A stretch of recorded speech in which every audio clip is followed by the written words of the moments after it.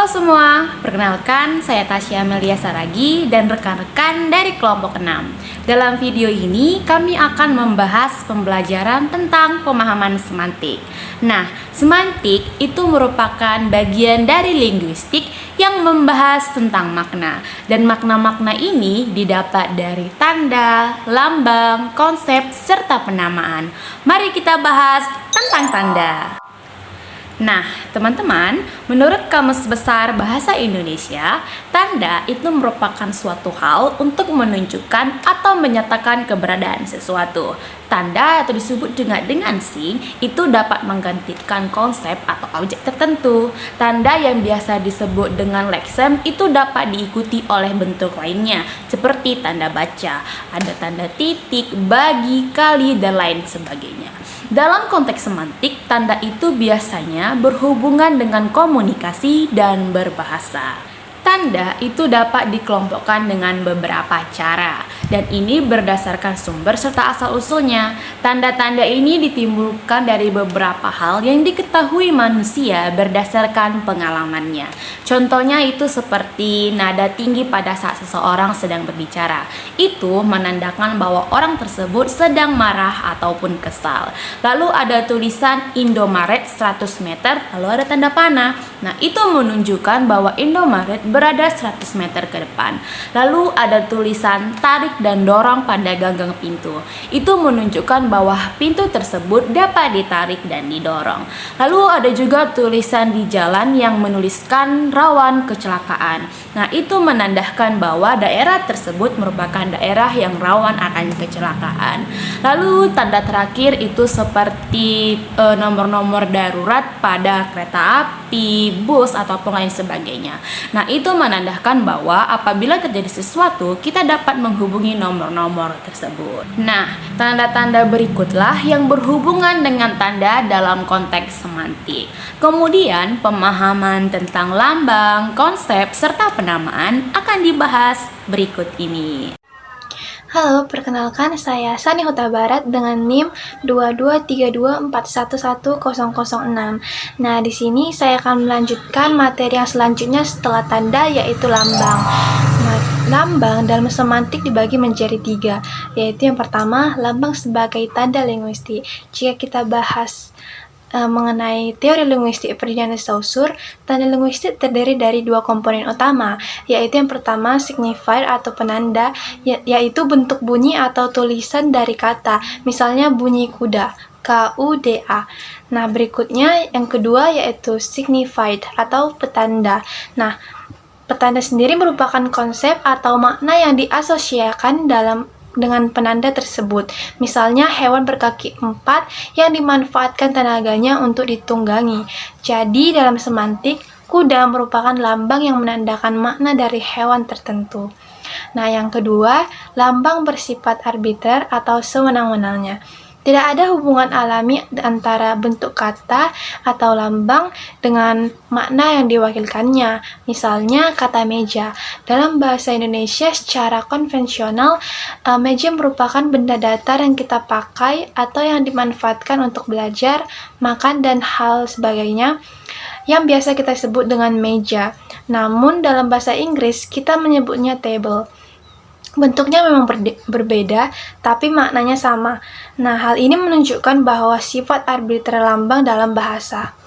Yang ketiga atau yang terakhir yaitu lambang dan makna dalam konteks. Nah, lambang juga bisa mengandung makna konotatif dan denotatif. Denotatif yaitu makna harfiah atau makna dasar dari suatu lambang, sedangkan konotatif merupakan makna tambahan yang berkaitan dengan emosi, budaya, ataupun pengalaman. Nah, contohnya dapat kita lihat seperti kata mawar. Secara denotatif, mawar merupakan jenis bunga, namun secara konotatif bisa melambangkan cinta atau kecantikan. Begitu juga dengan warna putih. Secara denotatif, Putih adalah jenis warna, namun secara konotatif bisa melambangkan kesucian ataupun kemurnian.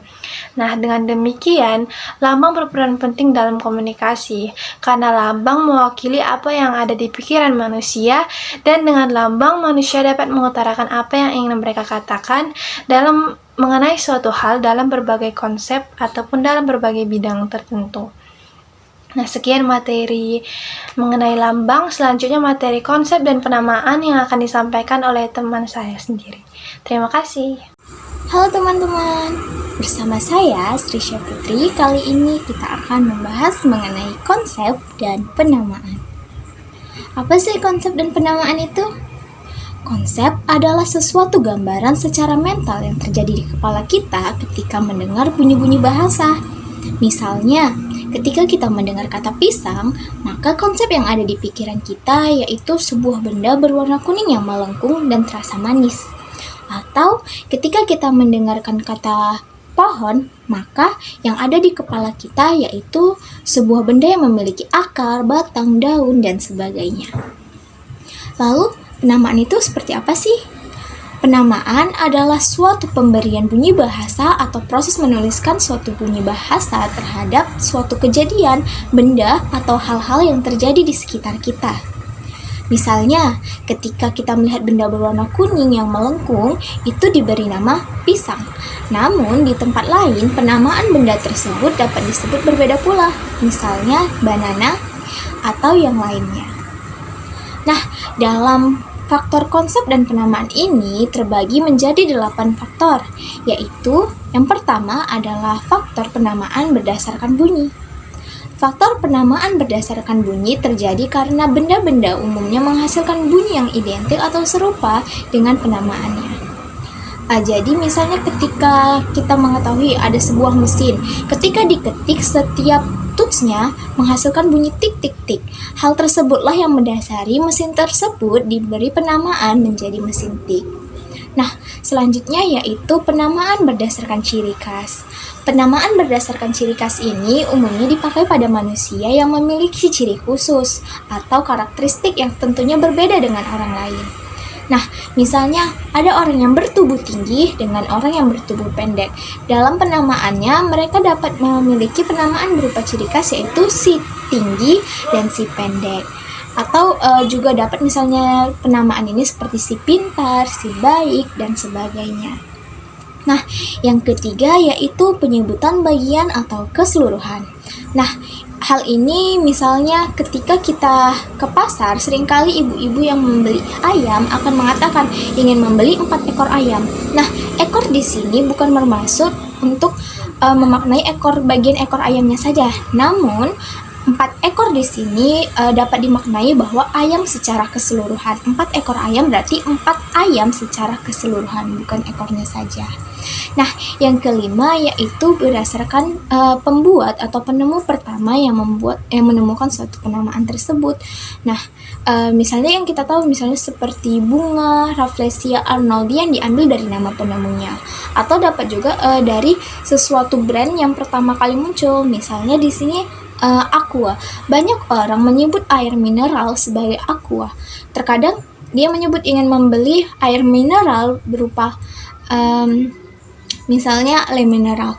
Nah, namun ada orang yang menyebutnya dengan belikan aku aqua yang remineral ya, seperti itu. Jadi penggunaan kata le mineral bukan berarti penggunaan kata aqua bukan lagi berarti brand suatu minumannya, namun sebagai pengganti untuk menyatakan sebuah air mineral. Nah, yang kelima yaitu penamaan berdasarkan tempat asal. Nah, berdasarkan tempat asal ini umumnya dipengaruhi dengan kebudayaan lokal teman-teman. Misalnya, ketika kita ada di Medan, umumnya orang-orang itu menggunakan istilah kedai untuk mengunjungi tempat pembelanjaan yang ada di sekitarnya. Namun di tempat lain ada pula yang menyebutnya sebagai warung. Nah, penamaan berdasarkan tempat ini juga bisa diambil untuk mengambil sebuah nama pada suatu benda. Misalnya ketika ada peristiwa Linggarjati, maka dalam sebuah hasil perjanjiannya disebut sebagai Perjanjian Linggarjati karena dilaksanakan di Linggarjati. Yang keenam yaitu penamaan berdasarkan bahan dasarnya. Misalnya, ada bambu yang diasah sehingga runcing menjadi senjata. Benda tersebut akhirnya dinamai bambu runcing sesuai bahannya yaitu bambu yang diasah hingga runcing. Nah, selanjutnya yaitu penamaan berdasarkan keserupaan atau kemiripan. Nah, misalnya kita tahu ada istilah-istilah atau kata-kata seperti kaki gunung, kaki meja, dan kaki kursi. Hal tersebut dinamai serupa atau mirip karena memang posisinya yaitu berada di bawah. Kita ketahui dan kita sepakati bahwa kaki adalah sesuatu yang berada di bawah atau paling bawah dari suatu bagian benda. Sehingga kaki gunung dapat dinyatakan demikian juga dinamakan dengan kaki kursi karena kedua hal tersebut serupa yaitu sama-sama berada di bagian paling bawah. Nah, yang terakhir atau yang kedelapan yaitu adalah pemendekan atau merupakan singkatan dari sebuah istilah bahasa yang terlalu panjang. Nah, misalnya di sini sebuah universitas, misalnya UPI adalah singkatan.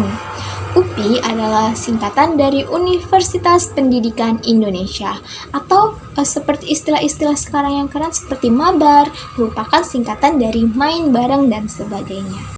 Sekian yang dapat kami sampaikan mengenai lambang, konsep, dan penamaan. Semoga teman-teman tidak lagi bingung ketika mendengar istilah-istilah tersebut. Terima kasih.